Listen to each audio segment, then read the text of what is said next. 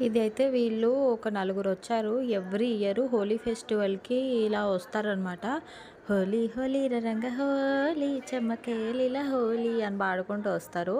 So, వాళ్ళకి మనం డబ్బులన్నా, బియ్యమన్నా ఏస్తే వాళ్ళెళ్ళిపోతారనమాట. సో, ఎవ్రీ ఇయర్ మీ ఇంటికి కూడా ఇలానే వస్తారా?